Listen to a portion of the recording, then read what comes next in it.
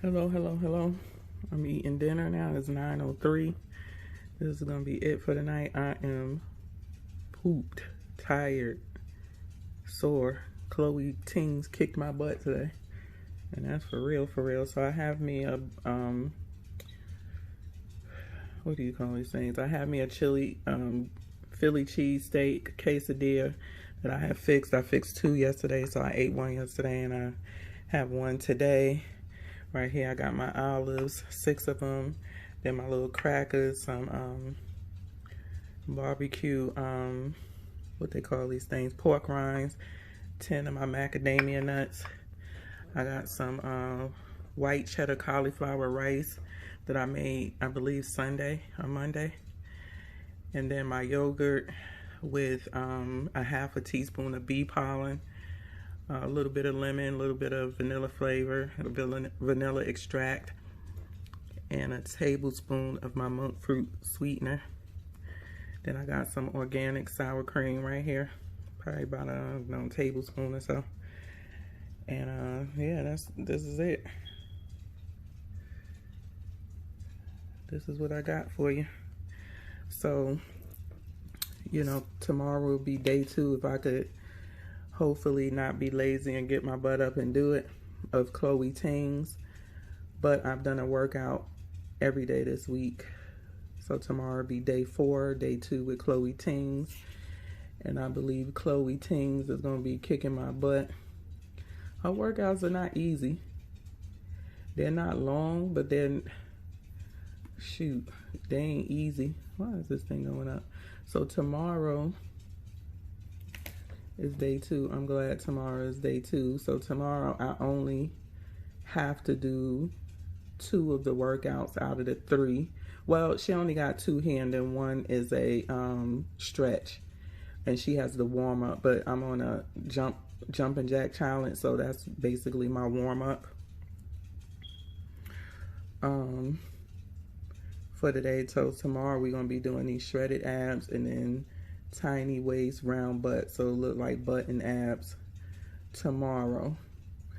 And day 3 is where it gets interesting. That's Friday, because you got 3 workouts that you have to do. You know, it's not optional. The only ones that's optional on day 3 is the warm up and the stretch. So yeah, that's gonna be interesting, to say the least. So until tomorrow, I'm gonna catch you later. Peace. Hey. So I'm back right now to give y'all, I'm making grilled cheese tonight. I'm gonna make myself 90-second bread. I made it once before, it was okay. But I'm using this bread for my kids, and we do got a panini maker. But to do you a good spinach grilled cheese, you know, if you want to get fancy with it, this is it. I mixed together sour cream, cream cheese, and sauteed spinach. I forgot to take my cream cheese out, so I had to put it in the food processor. And then I dumped in a bag of mozzarella cheese. And then on top of the sandwich, we're gonna put a slice of Munster cheese. You could use any cheese you want that's meltable, like Munster, provolone, mozzarella. Those type of cheese melt really well. So that's why I put the mozzarella in the base. And then I'm gonna put Munster on top if they want to. You don't have to use another cheese on top of it. But I just feels like, you know, it just makes it more cheesy. You can use cheddar as well. And this is shredded mozzarella. And you put it on your bread, you butter your the outsides of your bread and put it in your panini maker on top of the stove. It is gonna ooze out because of the simple fact that it's not stiff cheese.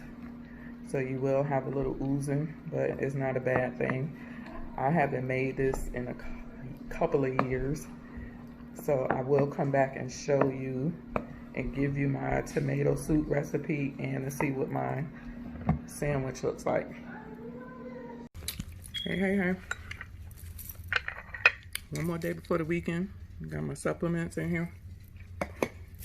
So today I made homemade tomato soup and some grilled cheese, and y'all know this keto with this bread ain't gonna let me be great, so I had to do the 90-second keto bread, which ain't the best, but my grilled cheese is the best and it's doable.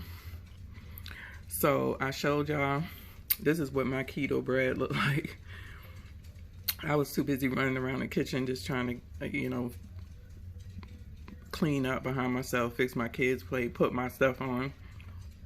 So this is what, it was more melted than that, but you know, cheese melts kind of quick, but it is good. My kids fixed theirs in the panini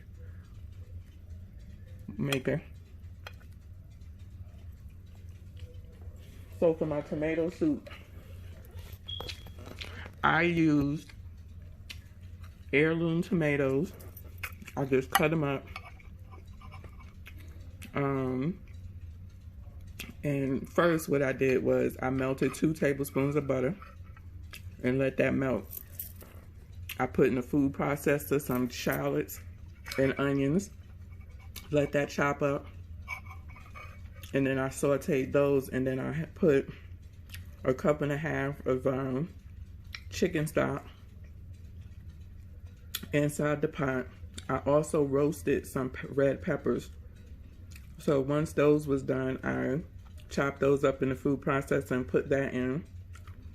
And then once it kind of cooked down, came to a boil, I poured everything in the food processor and chopped it up, because remember I had whole tomatoes cut up. I also put in about maybe 2 tablespoons of tomato paste that I had left, because I made the kids their own version. I used vegetable broth because my daughter doesn't eat meat and she loves tomato soup. So I did that. Once I put everything in, I seasoned it up. You season it to your liking. I use Italian seasoning, my pink sea salt, Himalayan sea salt, all seasoning, adobo, and I think that was it. Oh, and some basil. And then I put 2 tablespoons of monk fruit sweetener, but I would suggest 1 because it was a little sweet, so I had to mix a little of my kids in with mine to take away some of the sweetness, and it was perfect. And you just let it, you know, season as you go and just let it boil down. So at the end, I was in between using, because I wanted a creamy tomato, like a tomato bisque.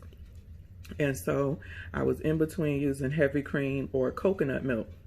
So I said, let me see what the coconut milk tastes like. So I put some in a little tiny, you know, condiment bowl and poured some some coconut milk in, and it actually tastes good. So I put coconut milk in both pots, and I only use like maybe a half a cup for each pot, if that. So again, it's a go according to taste. But in my kids' tomato soup, because I had the ingredients in there, I used 1 can of crushed tomatoes, 1 can of diced tomatoes, and most of the small can of tomato paste. And because I had it in there. And so that's what I used for theirs. And I had heirloom tomatoes. It was tomatoes I had to use up. And so it was perfect. And my daughter, she loves tomato soup. And so she was like, I gotta taste it. So she was like, it's really good. And it is good. Mine's is better than Campbell's and more healthier without all of the foolishness. So yeah, that's the tomato soup. And it may be stuff that you already have in your house that you can use to make your tomato soup, opposed to buying it out of the can. If you got whole tomatoes, just cut them up, put them in the pot, let them soften, or you can put everything in a food processor and just let it blend, because that's what you gonna have to do anyway. If there's any chunks, you want some chunks, but that's what I did with both. I put both in the food processor and then poured everything back in the pot. So if you want that creamy smooth, you're gonna have to pour everything unless you do it all before you put it in the pot. So this is my dinner. I got my grilled cheese, my yogurt with my little doctored up fixing, and a cup of my homemade tomato soup using heirloom tomatoes. Everything is keto friendly on here. So with that being said, y'all have a good night. Y'all be safe, and on to Friday. Oh, and I want to say I did not work out today.